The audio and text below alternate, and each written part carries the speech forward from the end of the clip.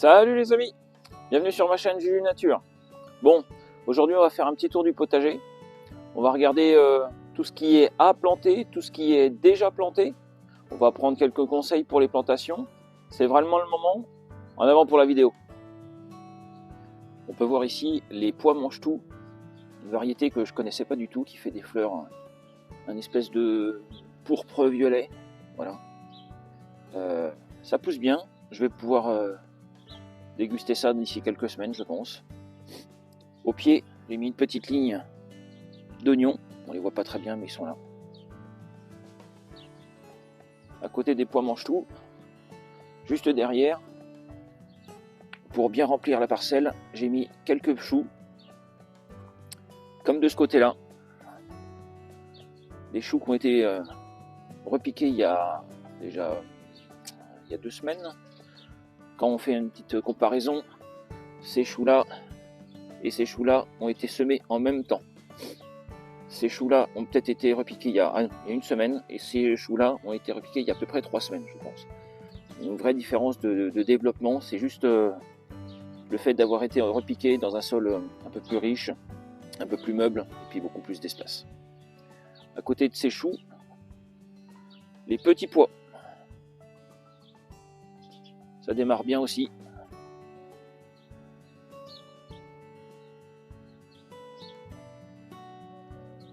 Sur cette parcelle-ci, j'ai installé quelques fleurs, donc tournesol, à côté aubergine, concombre, œillet d'Inde et après beaucoup de tomates. Ça va faire une parcelle avec une vingtaine de pieds de tomates.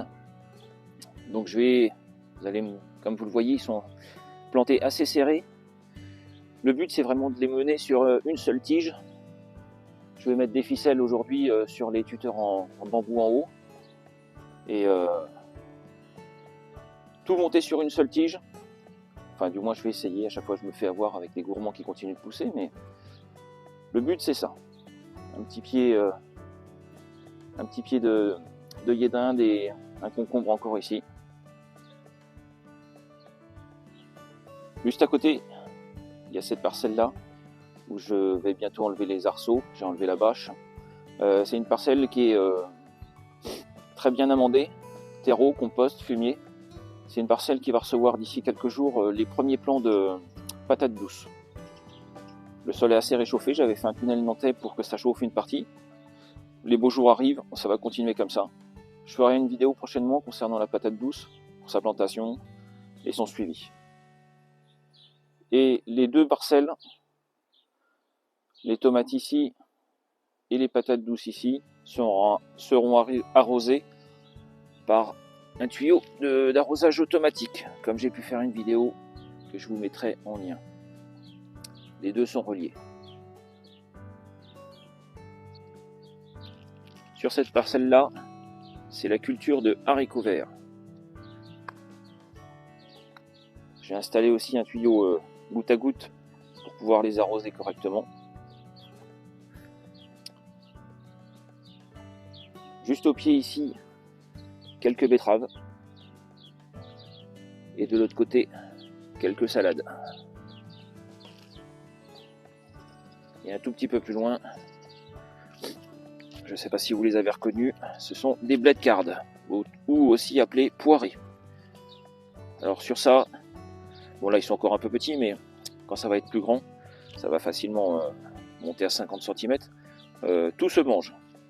Le feuillage peut se manger comme des épinards. Les cardes peuvent se manger en gratin aussi. Non, vraiment tout se mange. Bon, ça a un goût assez atypique. On aime ou on n'aime pas. J'en ai fait peu parce que je sais que je suis à peu près le seul à la maison à aimer ça, mais moi j'aime bien quand même. Et juste à côté, encore quelques choux que j'avais repiqués il y a déjà quelques bonnes semaines. Et je m'aperçois que j'ai quelques petites attaques de pucerons sur des feuilles. Et je vais traiter ça. Je vais traiter ça avec un traitement que je suis en train d'essayer en ce moment, qui est du macérat d'ail. Je vous en avais parlé sur une précédente vidéo. Je vais vous montrer tout à l'heure dans les faits comment procéder. et je vous ferai une vidéo entière concernant les différents traitements qu'on peut utiliser au potager sans produits chimiques, bien évidemment. Car on va dire le leitmotiv de mon potager, c'est vraiment de ne pas utiliser de produits chimiques, de pouvoir se dire je rentre dans mon jardin, je prends une tomate, je l'essuie et je peux la manger. Maintenant sur cette parcelle là, encore des plants de tomates. Comme vous pouvez le voir ici par exemple, plants de tomates de mes semis à moi, je plante avec déjà quelques fleurs et c'est pas forcément bon signe. On pourrait se dire c'est cool, mon plan il est en avance, et en l'occurrence c'est pas forcément bon signe. Il vaut mieux les enlever. Pour la petite explication, quand vous plantez votre plant de tomate, la seule chose qui doit se mettre en tête, votre plant de tomate, c'est de bien s'enraciner. S'il commence déjà à avoir des fleurs, lui il va penser floraison, floraison, floraison, et pendant ce temps-là, le système racinaire va pas se développer comme il faut. Donc il vaut mieux enlever les 2-3 fleurs que vous pouvez avoir sur votre plant de tomate. Ne vous inquiétez pas, ça va continuer à pousser, il va vraiment bien s'enraciner. Et votre plant de tomate va refaire des fleurs sans problème, d'ici quelques jours, ça va revenir. Et je m'aperçois que j'ai quand même pas mal de plants de tomates avec des fleurs aussi. Donc on les enlève. Donc œillet d'Inde, toujours dans mon jardin. L'œillet d'Inde, c'est... Et comme vous pouvez le voir, devant, j'ai mis quelques oignons de mes semis. Ah, vous voyez sur ce plan là, beaucoup de tomates, j'en ai ici, j'en ai là, j'en ai une deuxième grappe au-dessus. Je vais faire le tour tout à l'heure, je vais vraiment en enlever beaucoup je pense. Bon, quand même de beaux plants de tomates que je repique. Et là on est 20, 40, des plants de tomates qui sont quand même assez beaux. C'est des plants de tomates. Alors c'est le feuillage pomme de terre, j'en avais parlé dans une vidéo précédente. C'est la variété Summer Cedar, variété ancienne, reproductible. Vous pouvez trouver ça chez des semenciers type Cocopelli, la ferme de Sainte-Marthe. En l'occurrence ici ça vient de la ferme de Sainte-Marthe. J'en suis vraiment pas déçu, ça fait de la belle grosse tomate cette variété là. Orangée, super bonne. Bon, il y en a certainement plein d'autres. J'ai goûté celle-là, je la continue parce qu'elle est vraiment bien. Et très productive aussi.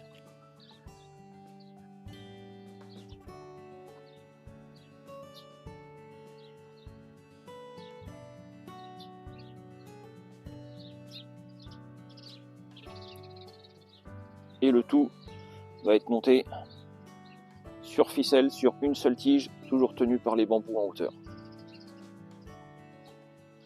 Donc effectivement, comme précédemment je l'ai dit, je les plante assez serrés.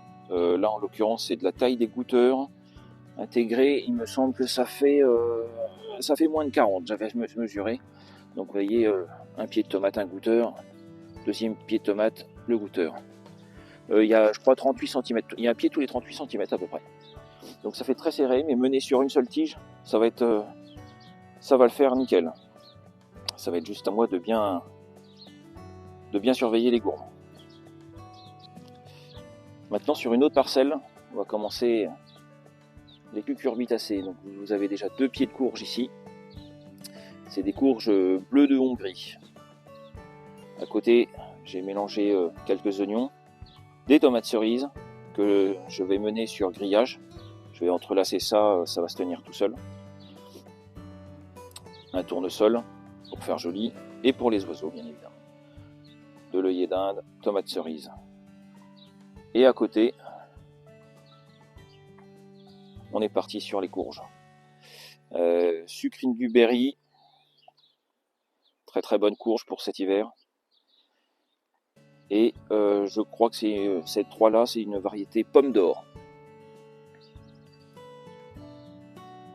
Ici, là, et à côté de ça, on continue sur des courgettes. 1, 2, 3 et 4 pieds de courgettes. Toute cette parcelle-là forme un triangle. Toutes les courges vont pouvoir se balader au milieu du triangle. Ça va être vraiment une vaste culture. Et au bout, il y a une partie où je n'ai pas débâché. Je vais la garder encore quelques semaines tranquille, sans mauvaises herbes. Ça va me servir à faire un deuxième semis de courgettes. que je vais faire d'ici, on va dire, vers la fin mai, début juin. Ce qui va me permettre de prendre le relais de ces courgettes-là qui auront déjà certainement bien donné.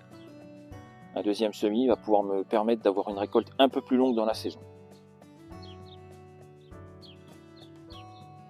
De ce côté-ci de mon jardin, c'est à côté de la route. Je vais faire, j'ai mis beaucoup de fleurs, des œillets d'Inde. J'ai semé aussi des œillets d'Inde qui vont pousser, on va dire, presque naturellement. Et beaucoup de tournesols. Les tournesols, moi je trouve ça vraiment très beau.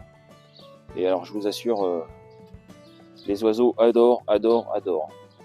Au lieu de venir manger, de picorer dans mes tomates quand il va te faire très très chaud cet été, il va préférer manger les graines de tournesol. Et en plus c'est très très joli. Ça va me faire une belle, un beau mur de végétation. Ça sera magnifique. Maintenant dans la serre. Alors je vais faire toujours sur structure en bambou, monter sur une ficelle, des concombres qui sont bien développés ceux-là. Je vais les monter, vous voyez c'est pareil sur arrosé avec un tuyau automatique, donc ils sont plantés tous les 38-40 cm. J'ai pas vraiment mesuré mais ça donne ça. Donc concombres, ceux-là c'est des petits concombres à confire, donc ça pousse doucement, mais je vois que dernièrement là ces derniers quelques jours ça pousse assez vite. Concombre, après je passe sur du melon, petit melon, toujours que je vais monter sur corde, sur structure. Vous pouvez voir ici tous les plants de patates douces qui vont pas tarder d'aller dans le jardin.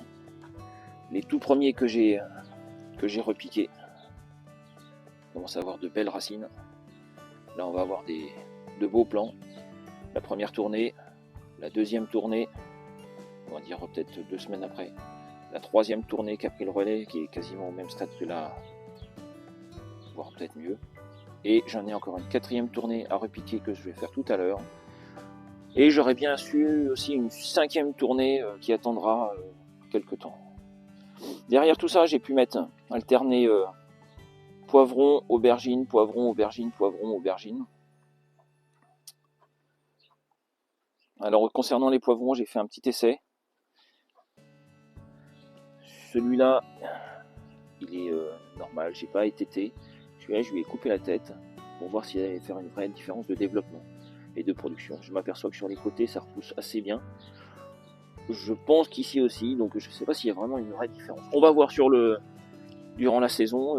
Je sais que ces deux plans-là, on va dire c'est les deux plans test comparaison. Donc je reviendrai dessus dans différentes vidéos. De l'autre côté, toujours beaucoup de salades. Les premières salades que j'ai pu vous montrer dans les premières vidéos de cette année. Voilà, bon, on commence à en manger sérieusement. J'ai mis un grillage là momentanément, ce sera pour accueillir les concombres à confire. À côté de ça, vous avez des plants de tomates que j'ai déjà repiqués il y a quelques semaines. Je pense qu'il y a bien 3 semaines maintenant. Donc là, on est déjà sur des beaux plants de tomates. Ils sont bien ancrés, ils ont vraiment bien développé. Donc maintenant, les fleurs qu'ils ont, pour ceux-là, je les laisse. On est en serre. Ça va bien. Donc ceux-là sont tenus sur bambou et sur fer à béton. Bon, ils sont très serrés. Je vais faire vraiment de la place avec le feuillage, tout ça. Ça va être vraiment une forêt verte, on va dire ici. À chaque fois, je me fais avoir, mais bon. Quand on aime bien planter, on plante. Voilà. Et les derniers plants de tomates que j'ai plantés il y a moins d'une semaine. Des beaux plants de tomates, ils vont s'enraciner. Et des plus petits plants de tomates ici. On voit vraiment une différence entre celui-là et celui-là. Je les ai replantés en pleine terre à la même date, il y a quelques jours. La grande différence, c'est que ces plants-là, j'avais prévu de les remettre dans des... Je les ai mis dans des godets beaucoup plus gros en cours de saison. Ils sont passés du petit godet normal à une taille bien au-dessus avec du nouveau terreau. Donc plus de place pour se développer, plus de place pour manger. La différence de taille est vraiment... Voilà. Ceux-là sont restés dans les tout petits godets du départ. Bon, ça se comprend leur développement, mais ils vont rattraper sans problème. Quelques tomates, quelques salades en complément qui vont suivre les autres. Et voilà. Sur ce, on a fait le tour du potager. N'hésitez pas dans les commentaires à m'envoyer une petite vidéo de votre potager. pour voir ce qu'il en est. Si vous avez des questions, comment planter, à quelle date. Alors, concernant les dates, vous pouvez y aller. Il n'y a plus de gelée normalement d'annoncer. Vous pouvez y aller partout en serre, dehors, allez-y, allez-y. Après, vous avez des cultures qui vont apprécier un petit peu plus. Qui vont apprécier un petit peu plus la chaleur. Je pense à la patate douce, c'est pour ça que je suis pas spécialement pressé. Mais tout ce qui est poivron, aubergine, ça aime vraiment la chaleur. N'hésitez pas. Le melon aussi. Donc si vous avez une serre, privilégiez la serre. Mais dehors, ça va pousser quand même. Bon, n'hésitez pas si ça vous a plu ce petit vidéo du tour du potager. Un petit like, un petit abonnement, ça fait super plaisir, c'est encourageant. Et on continuera dans les différentes semaines de faire le tour des plantations, de voir ce qui se passe, comment ça grandit. Est-ce qu'il y a quelque chose qui ne va pas? On va voir l'évolution dans tout ça. Maintenant, je vais, comme je vous l'ai dit dans la vidéo, je vais aller traiter avec mon macérat d'ail les choux qui sont attaqués. J'ai vu quelques pucerons. Je vais vous en parler dans une prochaine vidéo très rapidement. Je vais vous montrer comment je l'ai fait, comment je l'utilise. Je vais vous expliquer tout ça. Je vais vous expliquer un autre traitement aussi à base de bicarbonate de soude. Je vais faire une vidéo, on va dire, spécial traitement d'ici quelques jours. Voilà. Bon, sur ce, on arrive à la fin de la vidéo. J'espère que ça vous a plu. Encore une fois, n'hésitez pas, likez, abonnez. Ça fait toujours plaisir, c'est encourageant. Et je vous dis à la prochaine vidéo. Allez, salut, salut!